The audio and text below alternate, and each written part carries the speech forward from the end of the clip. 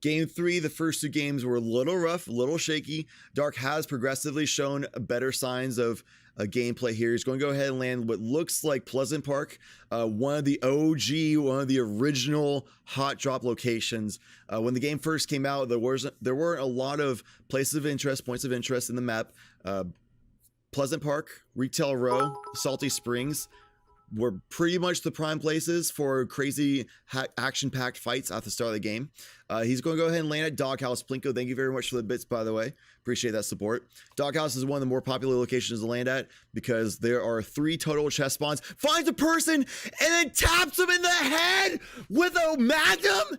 Goes around, another person has a 90 to the body, could pickaxe swing at this person, decides to not pickaxe swing, didn't really feel like silent on him, went ahead and patiently got another pump shotgun off instead. That was insane. That person had a pump shotgun coming around the corner on Dark, and he just whips out that magnum and gets that shot in the head. I am so excited. I'm losing the ability to speak. Another person directly below him gets a shot off, over 90 damage, not quite a kill.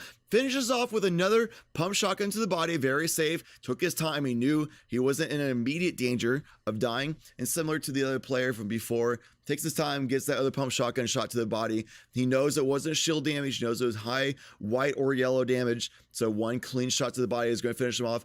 Seems like he's looking for another player. He doesn't want to get jumped on like he was last game. He's being a lot more cautious, a lot more prepared this time, it seems. He did bandage up to 75. That's the most he can bandage off at. It doesn't actually let you go up to 100. So he's at the maximum health he can get to right now. No shields found, but with a pump shotgun, does high damage. Early game is almost guaranteed you'll be able to one-shot somebody to the head.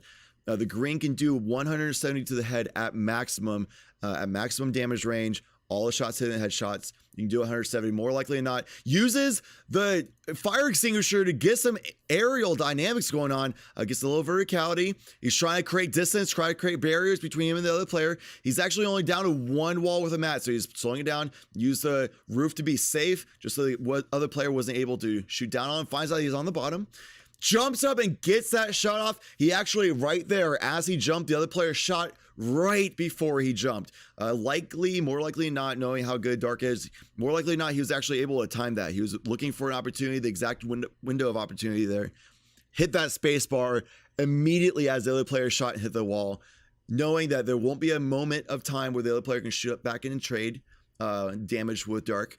And then even if Dark missed, he'd be going and falling back behind the wall there before damage would be returned to him. So that's actually the perfect opportunity there. Looks like it might be stabilizing here. Doghouse, which is this location, they call it Doghouse because there is a doghouse for it, is one of the more exciting locations in the land. There's a lot of options for loot spawns, and of course the 3 chests. Plus is in a pretty good spot that after you land there, if you win, you can rotate to the west over here, over to Grandma's house, or towards the south, depending on where action is, depending on what your gear is looking like. Might seem like he might be hearing some sounds. It might have heard just kind of a delay of his own audio. These doors are closed. That usually is a sign. Plus with the areas not being looted, that nobody has been here yet. So he's gonna go ahead and probably get to the attic, get a little safe up there. There's no windows here for anybody to shoot him through. And he's probably going to go and pop off these shield pots just to play it safe, get to 175 total HP here to be nice and secure. I don't know why he quite dropped it like that. Probably just to further advance his inventory. Go ahead and rearrange it now, because typically you'll see people have their recovery options on that last spot on the inventory. It's more of just kind of a player preference. This seems to just kind of work for a lot of players. A lot of the times you'll see people want their shotguns and or ARs, their medium range or close range options. Trying to get the sniper off on this guy who has a shotgun out. He knows he has a shotgun.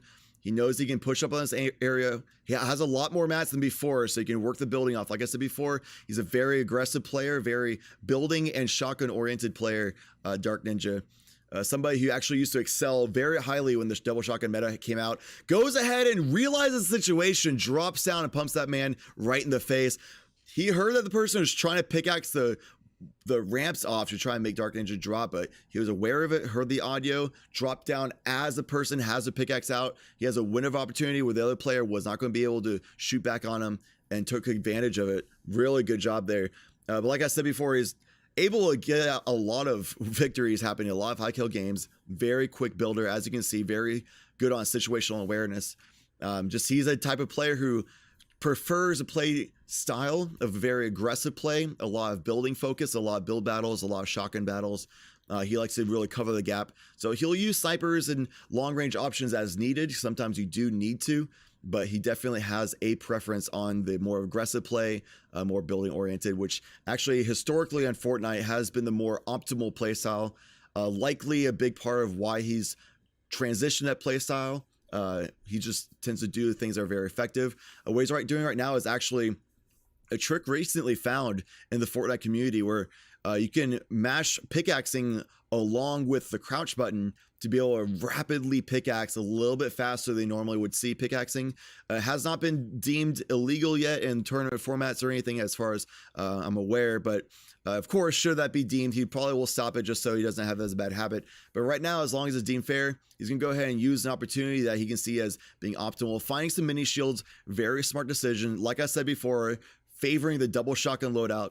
That shot going off, he thought he was probably going to his pickaxe to hit that desk there. We'll see if anybody nearby heard the shot, might give away his position. Likely somebody would have an idea. Somebody would be at Pleasant Park at this point in time regardless. But anyway, like I said before, he prefers the shotgun meta, shotgun playstyle, pump shotgun with attack, get that really high damage first pump off. The blue upgrade, before I said the green can do 170, blue can do 180, I believe. Quick maths. No, the blue actually does 170. The green does 160. So I was wrong earlier. Seeing a llama that he actually just didn't happen to see this entire time before. Luckily with that thermal scope was able to spot it out. I wonder if he actually at first might have gotten scared thinking it was another player, because that is not a very common llama location. There's actually only 3 llamas in the entire map. They provide you some utility options, some recovery options such as bandages and slurps like you see there, utility options like the impulse grenades. They also provide you a good amount of ammo across a large variety, as well as 200 of all 3 material types. So he's actually sitting really pretty here at 1,000 wood, really feeling comfortable in that one, especially since he is a very building and aggressive focused player. So he's going to definitely make use of that wood material.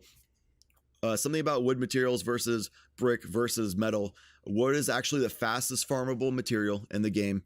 Go ahead and play with the fire hydrant there. Wood is the fastest farmable material. It's the easiest to access. It also has the highest base HP and has the fastest constructing speed to max HP in the game. So it's perfect for aggressive players. Sees another player across the soccer field here trying to get some shots laid in. He dropped the thermal scoped AR, which would have been perfect in this situation. But again, like I said, aggressive player goes ahead and uses the jump pad to close the distance here. Try to get close to the player. Doesn't really have any long range options. This player is just standing out there exposed. Dark Ninja immediately using construction, building up cover for himself, getting high ground, getting some angles on the player who's just standing there using the fencing here. And Dark is very wisely just jumps down as an opportunity, probably just impatience. For that whole time, he was being very conservative, being very reserved, using the construction to gain distance, to close the gap rather, but always wanting to have that cover. Didn't want to just drop down to the player to do a shoot off to reduce any of the previously gained advantages, of course. Now, you'll see a lot of players just get impatient and do exactly what Dark did at the end there, but he just had confidence in his shot, realized the other player wasn't demonstrating a whole lot of skill, so he probably will be able to pull off that fight there.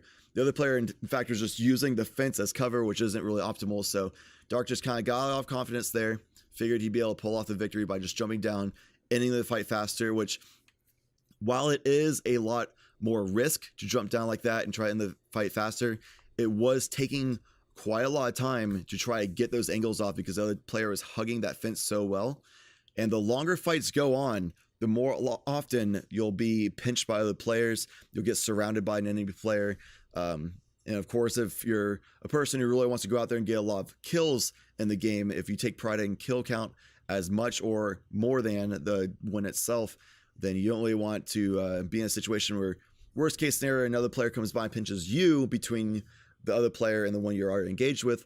But also, even in a better case scenario, if that happened, the other player can come by and take your kill from you, so you lose some of that glory that you're seeking in these games. Dark's going to go ahead and just roam around, go over to Tilted Towers, finds another player actually, unloads, get a few good shots on them.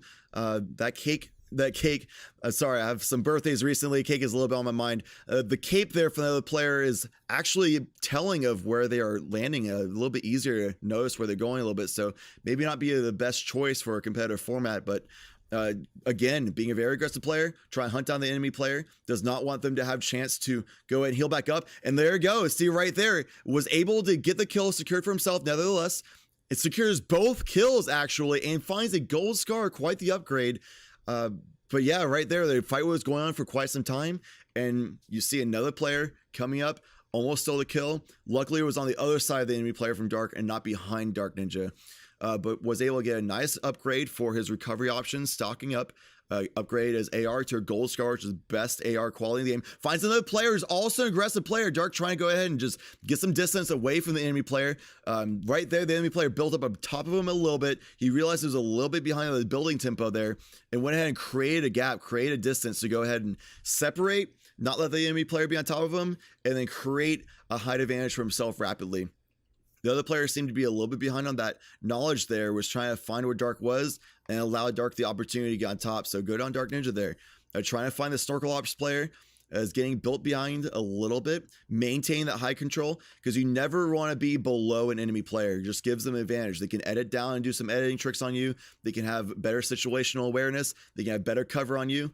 Dark trying to push the pace here a little bit, like I was saying before, is something good to do if safely able to do so. The other player built on top of him a little bit. He's trying to regain that high ground.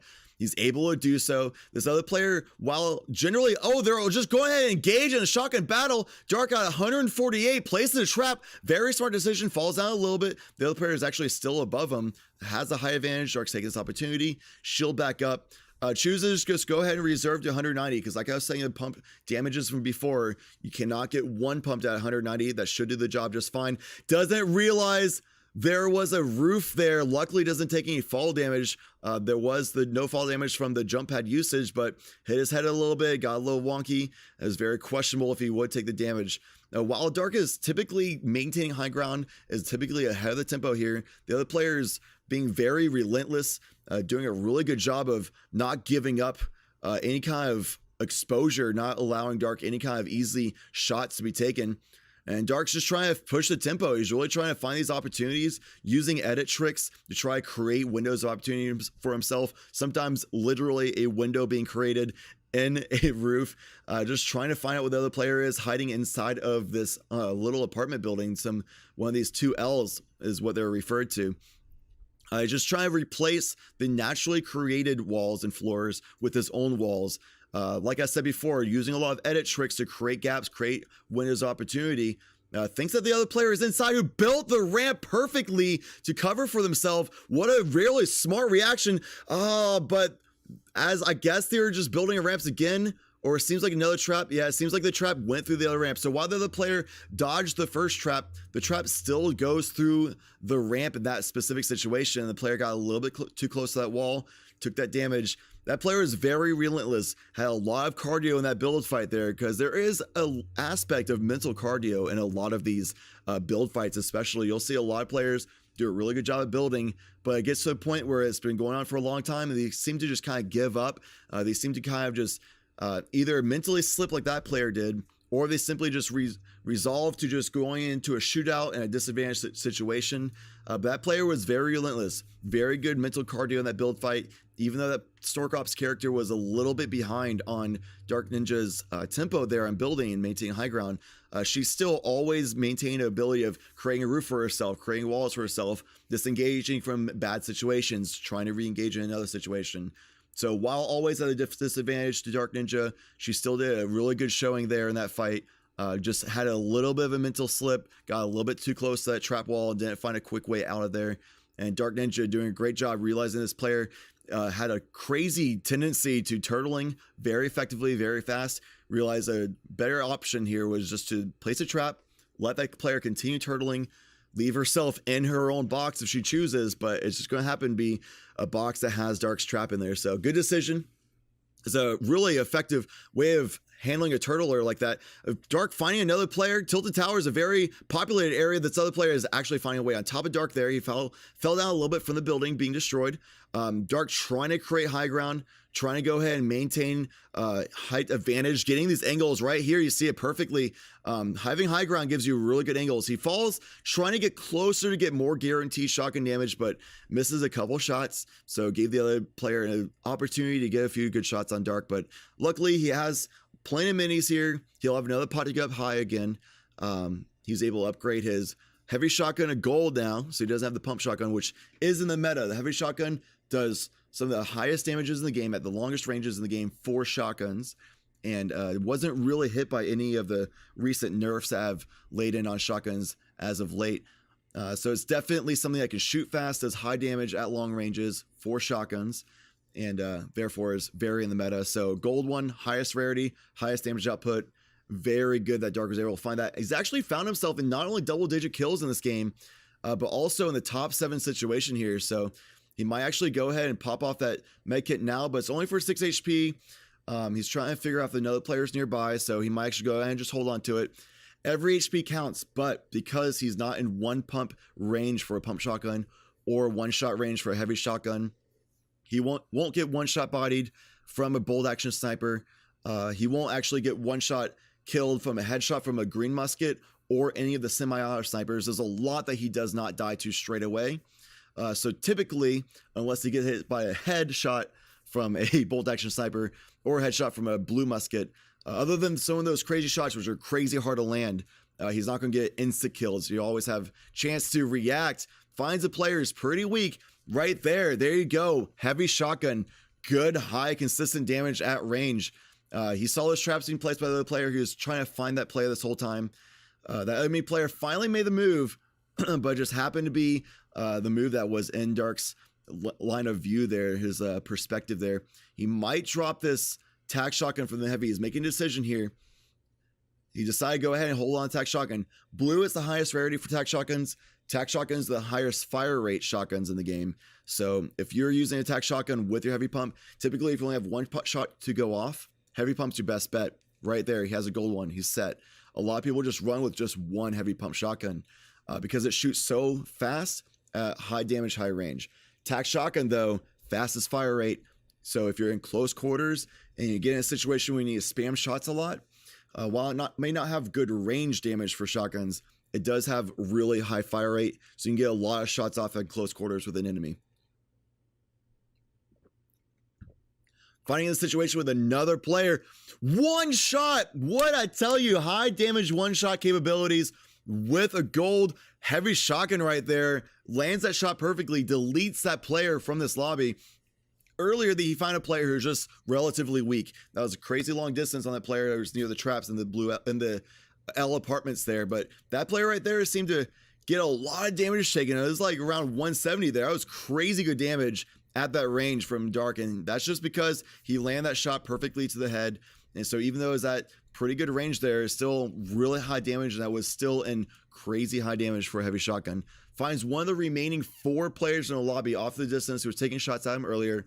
He took a moment to go ahead and shield himself back up. He might use this jump pad to cover the distance. Remember, he's an aggressive player. He does not prefer using snipers. He typically will have 2 shotguns, an AR, and the 2 recovery options. That's this common loadout as you see right here.